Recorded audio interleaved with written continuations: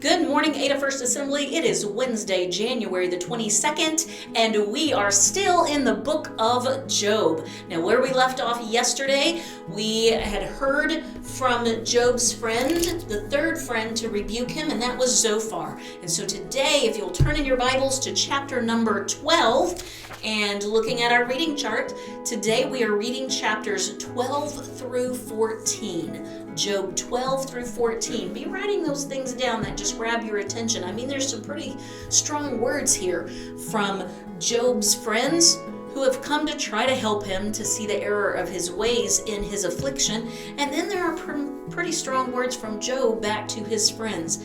And we will be discussing all of the things that we're reading this week. We're going to discuss next Sunday, so make sure that you're with us Sunday evening at 5 o'clock. All right, are you there? Are you ready to read? Good, let's get started. Job chapter 12, starting in verse number 1. Then Job responded, "Truly then, you are the people, and with you wisdom will die. But I have intelligence as well as you. I am not inferior to you, and who does not know such things as these? I am a joke to my friends. The one who called on God, and he answered him. The just and blameless man is a joke. He who is at ease holds calamity in contempt, as prepared for those whose feet slip. The tents of the destroyers prosper, and those who provoke God are secure, whom God brings into their power.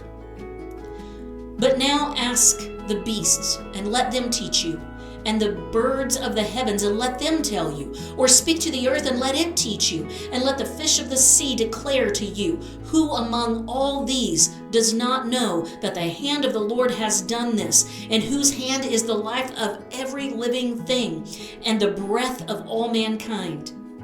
Does not the ear test words as the palate tastes its food?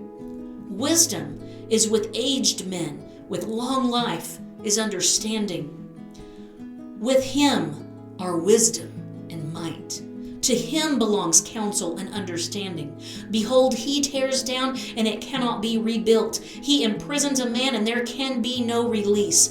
Behold, he restrains the water, and they dry up. And he sends them out, and they inundate the earth. With him are strength and sound wisdom. The misled and the misleader belong to him. He makes counselors walk barefoot and makes fools of judges. He loosens the bond of kings and binds their loins with a girdle. He makes priests walk barefoot and overthrows the secure ones. He deprives the trusted ones of speech and takes away the discernment of elders. He pours contempt on nobles and loosens the belt of the strong. And he reveals mysteries from the darkness and brings the deep darkness into light.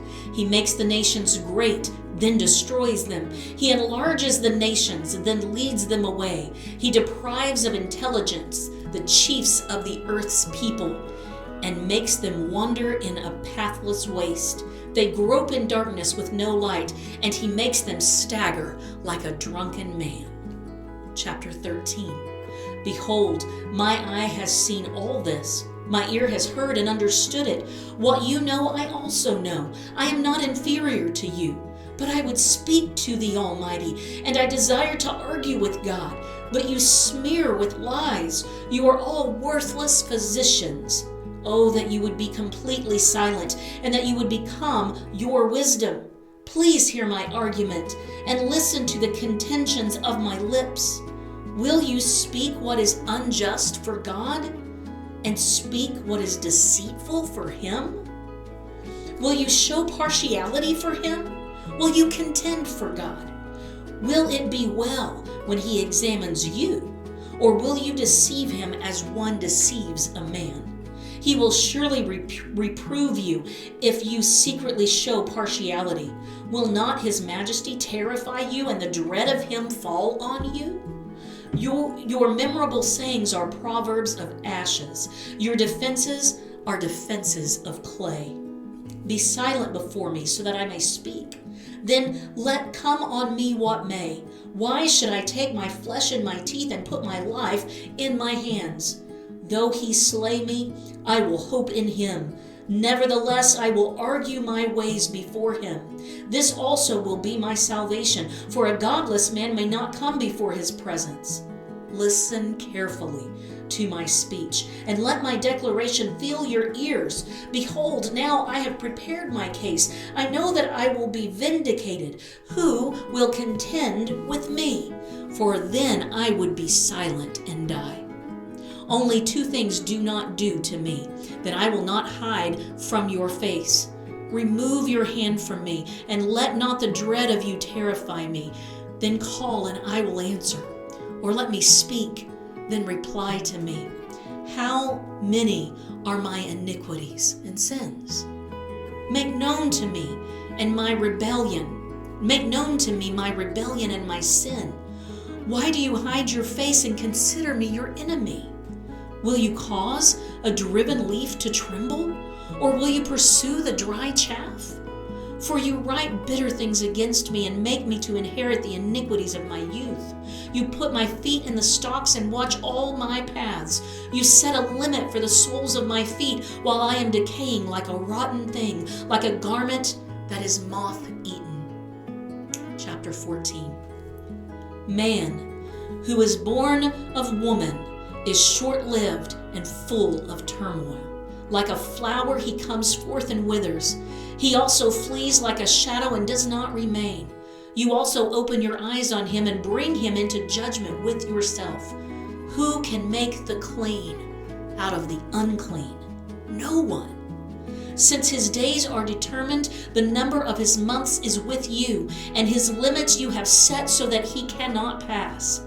Turn your gaze from him, that he may rest until he fulfills his day like a hired man.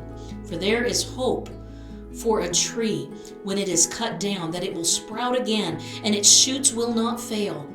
Though its roots grow old in the ground, and its stump dies in the dry soil, at the scent of water it will flourish and put forth sprigs like a plant. But man dies and lies prostrate. Man expires, and where is he? As water evaporates from the sea, and a river becomes parched and dried up, so man lies down and does not rise. Until the heavens are no longer, he will not awake nor be aroused out of his sleep.